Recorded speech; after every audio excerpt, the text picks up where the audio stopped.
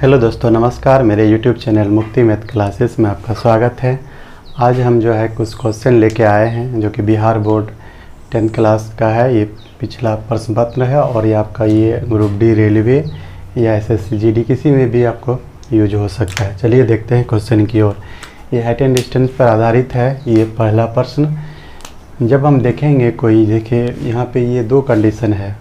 Height and और distance में जब बनाएंगे सॉल्व प्रश्न को तो हमको देखना है उन्नयन कोण और अवनमन कोण। उन्नयन कोण जैसे हो गया, मान लीजिए ऊपर में कोई चीज़ है उसको हम देख रहे हैं तो ये से हमको देखना पड़ेगा। ये हो गया जो दोनों के बीच में जो कोण बनेगा, इसके और इसके बीच में ये हो गया आपका उन्नयन कोण। और जैसे कोई वस्तु हम नीचे की ओर देख रहे हैं, इसमें जो एंगल, जैसे यहाँ से देख रहे हैं नीचे, जो दोनों के बीच में जो एंगल बनता है, एक रेखा सीधी चली जाती है और एक वस्तु को देखते हैं, दोनों के बीच में जो एंगल बनता है उसको कहते हैं अवनमन कोण।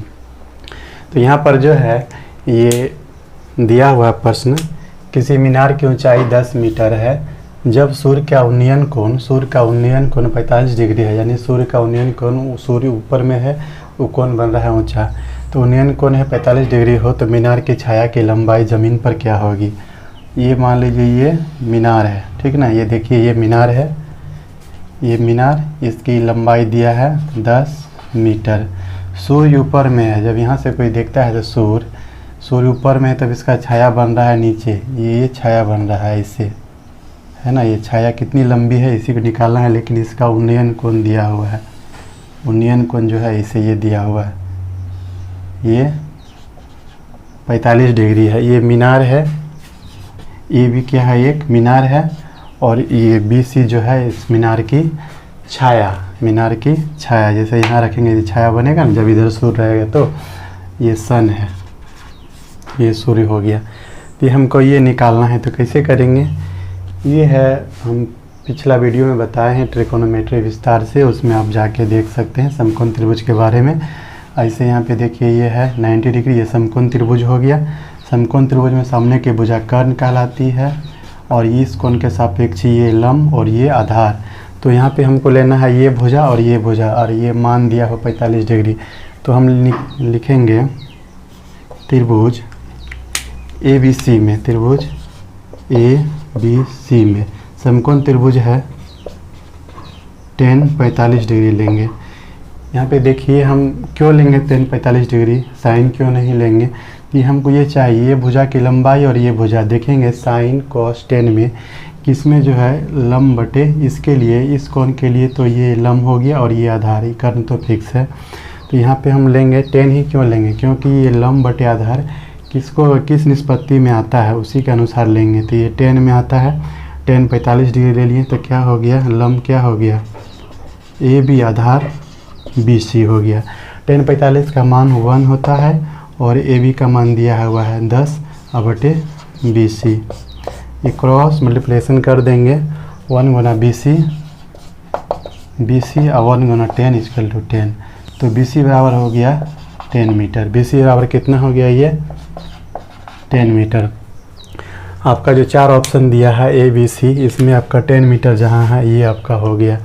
इस तरह से आपका पहला प्रश्न हो गया। आप ट्रिकोनोमेट्री का जब भी प्रश्न सॉल्व कीजिएगा तो आप जो है इसका फॉर्मूला आना चाहिए और इसका जो वैल्यू निकलता है, मान बताए हम, उसको आप जो है ज़रूर बार बार देखिएगा तो याद हो जाएगा लिखने से।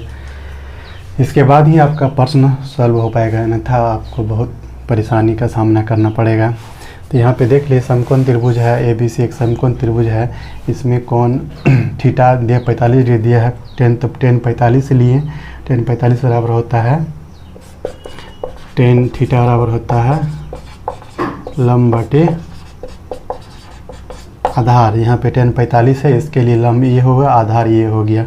तो लंब का मान दिया हुआ है कितना है, 10 मीटर है और आधार नहीं है, ये पूछ रहा था 20 मीटर, BC, ये BC। तो यहाँ पे हम मान रख दिए 10 45 का मान 1 होता है और इसको 10 बटे BC, इसलिए BC गुना 1 BC और 1 गुना 10 10, इसलिए कितना हो गया BC 10 मीटर। यानी मीनार की जो छाया की लंबाई है ज़मीन पर कितना हो गया, 10 मीटर हो गया।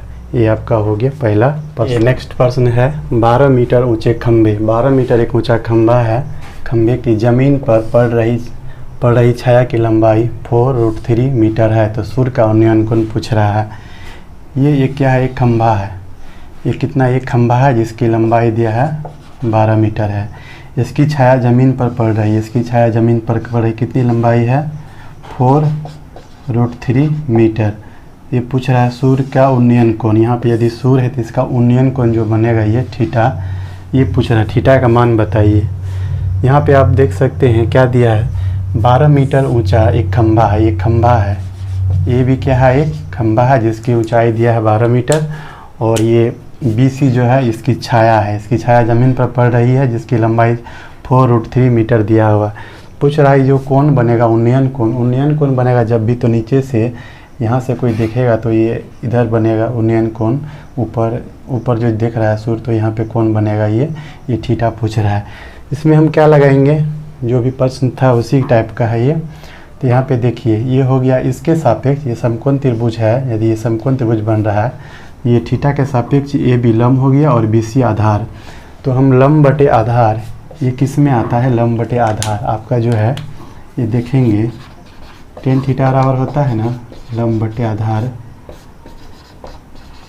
लंब बटे आधार, इसी को यूज करेंगे।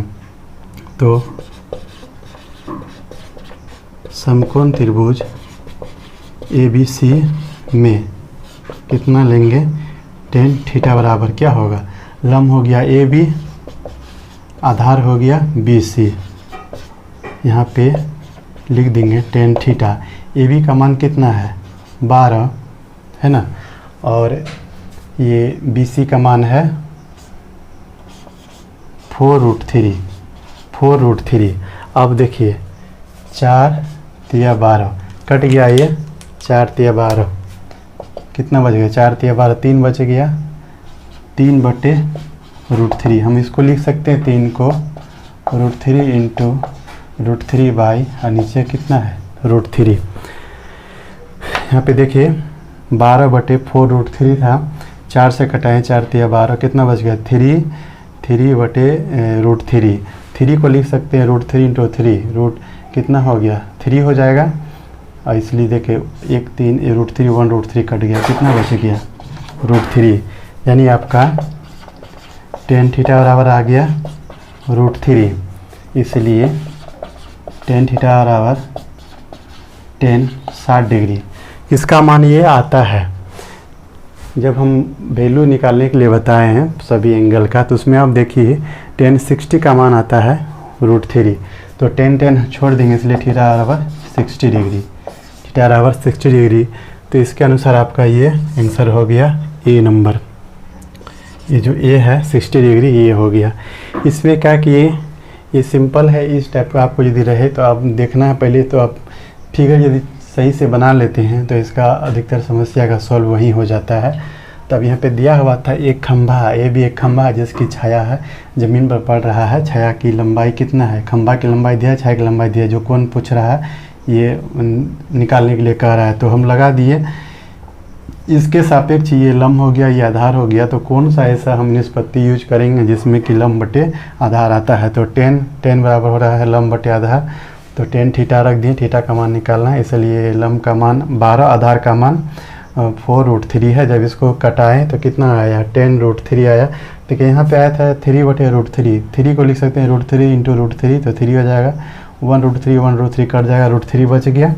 तो tan कितना मान होता है 60 डिग्री, tan जो है tan 60 का मान होता है √3। आप जब याद कर लीजिएगा तभी बनेगा, तो इसलिए यहाँ पर है इधर tan थीटा बराबर tan 60 डिग्री, tan छोड़ दिए, थीटा बराबर 60 डिग्री, ये आपका हो गया। ये प्रश्न जो है ये 1 नंबर हो गया। तो चलिए हम लोग नेक्स्ट प्रश्न को देखते हैं। ये है sec थीटा इक्वल टू क्या होगा, sec थीटा का मान क्या होगा, ये पूछ रहा है। 4 ऑप्शन दिया है, तो यहाँ पे हम जानते हैं cos theta into sec theta बराबर 1 होता है, इसलिए sec थीटा पूछ रहा है, sec थीटा बराबर 1 बाई cos थीटा, जहाँ पे ये ऑप्शन बी हो गया आपका। दिया है sec थीटा बराबर वाट, 4 ऑप्शन है, इसके अनुसार हम बनाएंगे। एक फार्मूला है cos theta into sec theta का मान 1 होता है, इसलिए sec थीटा बराबर 1 बाई cos थीटा, ये हो गया। नेक्स्ट है cot 90 minus a equal to what. तो देखिए cot 90 minus theta equal to tan theta होता है cot 90 minus theta equal to tan theta. तो यहाँ cot 90 माइनस ए है, cot 90 माइनस ए, तो क्या हो जाएगा 10a, ये बी नंबर हो गया। अब नेक्स्ट प्रश्न दिया है r त्रिज्या के गोले का आयतन क्या होगा। तो गोले का आयतन पूछ रहा है। गोले का आयतन होता है 4/√3 पाई आर क्यू। यहाँ पे जो ऑप्शन है उसको हम लोग देखेंगे, 4/√3 पाई आर क्यू ए में है, तो ये आपका हो गया। कुछ बेसिक कॉन्सेप्ट बता रहे हैं, जैसे ये दिया हुआ है, ये गोला, गोला का तो आयतन हो गया, गोला का आयतन मान लीजिए इसका त्रिज्या r है, तो आयतन 4/√3 पाई आर क्यू। संपूर्ण पृष्ठ क्षेत्रफल, संपूर्ण पृष्ठीय क्षेत्रफल 4 पाई आर स्क्वायर। ये गोला हो गया। अब इसका जैसे है एक बेलन हो गया,